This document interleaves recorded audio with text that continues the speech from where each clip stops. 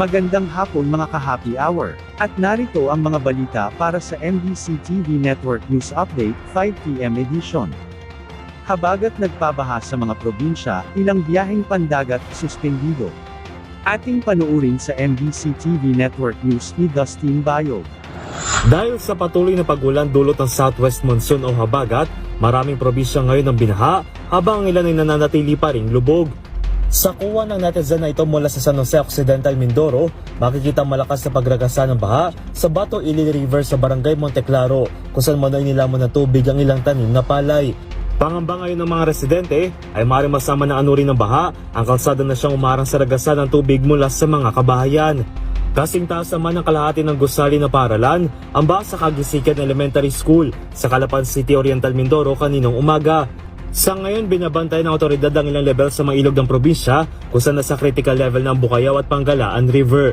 Dito naman sa gitnang Luzon, marami lalawigan din ang binahagay na lamang sa Guagaw Public Market sa Pampanga na inasa mamayang hapon pa bago humupa. Binahan na rin pati ang ilang simbahan gaya ng Presentation of the Lord Parish sa Macabebe, Pampanga kung saan kita ang mataas na level ng tubig.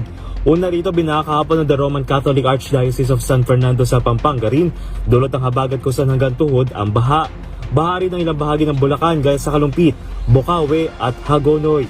Rumagasa naman ang baha kapo sa Santa Fe National High School sa San Marcelino, Zambales dahil sa walang tigil na ulan dulot ng habagat. Samantala, apektado rin dulot ng southwest monsoon ang biyahe ngayon ng masasakyang pandagat pauwi sa probinsya o pabalik ng Maynila. Sa anunsyo ng Philippine Ports Authority o PPA, suspendido ilang biyahe lalo na mapapunta ng Palawan, Puerto Galera, Bicol, Marinduque, Masbate, Mindoro, Bohol, Panay o Guimaras, Western Leyte o Biliran at Agusan.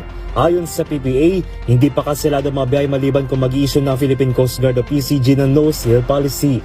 Ayon sa Pag-asa, magpapatuloy hanggang sa susunod pa mga araw ang malalakas na ulan sa Luzon, kabilang bahagi ng Occidental Mindoro sa Visayas dahil pa rin sa habagat na maaaring magdulot ng pagbaha at pagguho ng lupa. Para sa MBC TV Network News, ito si Dustin Bayog ng DZRH TV. Una sa Pilipinas, una sa Pilipino.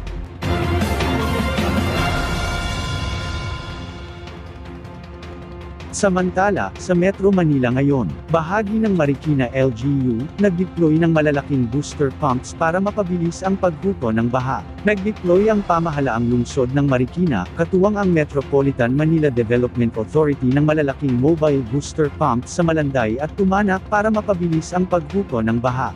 3 beses umano ang pumping capacity ng mga ito kumpara sa kasalukuyang pumps ng Tumana Pumping Station, layunin nitong mapabilis ang paglabas ng naipong tubig habang nagpapatuloy ang clearing at pumping operations. Ayon kay Mayor Maan Teodoro, walang malaking pagbaha sa Marikina, sa kabila ng isang linggong tuloy-tuloy na ulan, gayunman, nakaranas ng baha sa Libis, Bulelac, Malanday, Creekside at ilang bahagi ng Nangka. Sinabi ni Teodoro, na maaaring naiwasan ang pagbaha kung hindi pumalya ang Tumana Pumping Station. Matapos tawagan, nagpadala ang Department of Public Works and Highways ng mobile pump, habang nag-deploy naman ang MMDA ng booster pumps para mapabilis ang paghuko ng baha.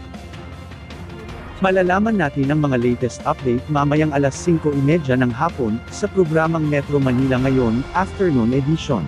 At yan ang mga balita para sa MBC TV Network News Update, 5 PM edition. Samahan ninyo kami bukas, mula alas 9 ng umaga, hanggang alas 5 ng hapon.